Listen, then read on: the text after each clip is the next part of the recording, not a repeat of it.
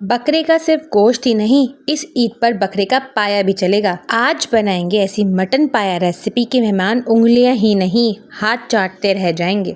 ईद का तड़का, मसालों का धमाका और पायों का असली मज़ा सब मिलेगा आपको इस वीडियो में। तो शुरू करते हैं और बनाते हैं बकरा ईद स्पेशल मटन पाया।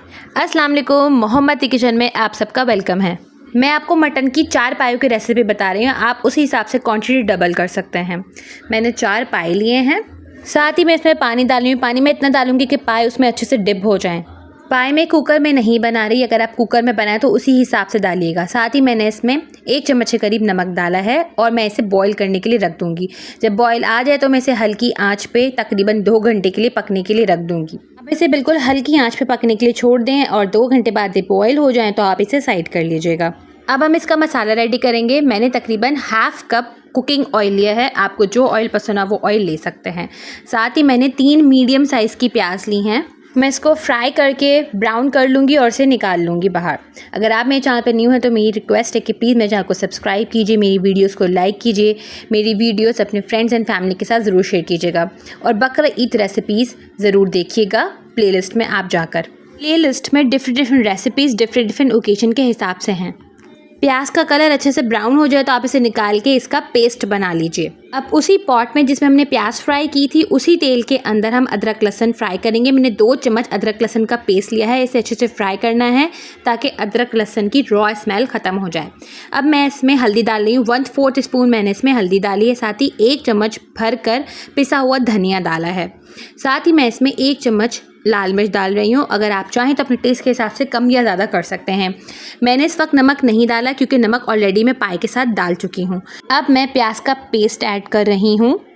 अच्छे से भूनेंगे, इसको अच्छे से मिक्स करेंगे। इसके बाद आप चूल्हा बंद करके हल्का टेम्परेचर कर लीजिएगा और इसमें फिटा हुआ दही डालें। मैं इसमें तकरीबन ½ कप फिटा हुआ दही डाल रही हूँ। दही डालने से पहले चूल्हा बंद कर लीजिएगा वरना दही की गुठलियाँ बन जाएंगी, दही फट जाएगा तो ग्रेवी में अच्छा नहीं लगता। अच्छे से दही मिक्स हो जाए तो फिर आप चूल्हा तेज़ करके इस मसाले को भून लीजिए ताकि सारा दही का सारा पानी रिड्यूस हो जाए और मसाला अच्छे से भुन जाए। ये मटन पाए की बहुत आसान रेसिपी है। सेम इसी रेसिपी को फॉलो करके आप गाय के पाए की रेसिपी बना सकते हैं। मसाले को अच्छे से भूनना है ताकि रॉ स्पाइसेस की स्मेल ना आए। जैसे ही मसाला अच्छे से भुन जाए, ऑयल ऊपर सेपरेट हो जाए तो बॉईल किए हुए पाए आप डाल दीजिए। अगर आपको मेरी ये रेसिपी पसंद है तो प्लीज़ कमेंट में फ़ीडबैक ज़रूर दीजिएगा। मैं आपके कमेंट्स का वेट करूँगी। मैं हर कमेंट पढ़ती हूँ और रिप्लाई भी करती हूँ। पाए डालने के बाद हमें इसे एक बॉईल देना है और बॉईल देने के बाद से हल्की आंच पे पकने के लिए छोड़ देना है। मैंने नमक चेक किया था तो नमक मुझे थोड़ा कम लगा। साथ ही मैंने इसमें ½ चम्मच नमक और डाल दिया है। नमक आप अपने टेस्ट के हिसाब से कम या ज़्यादा कर सकते हैं।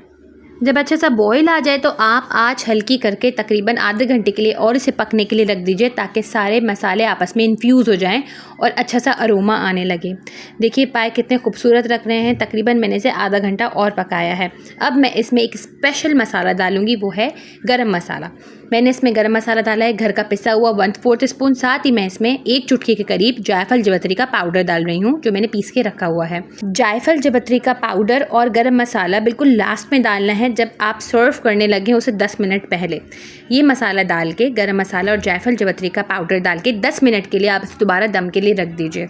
10 मिनट बाद आपके शानदार लजीज मटन पाया रेडी है।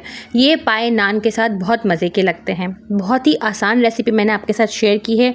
प्लीज़ मुझे कमेंट में फ़ीडबैक ज़रूर दीजिएगा आपको ये रेसिपी पसंद आई। अब चलती हूँ, मिलूंगी किसी नेक्स्ट रेसिपी में। इस दुआ के साथ अल्लाह ताला हम सब के दस्तरखान हमेशा आबाद रखे। आमीन सुम्मा आमीन। अल्लाह हाफ़िज़। ईद मुबारक।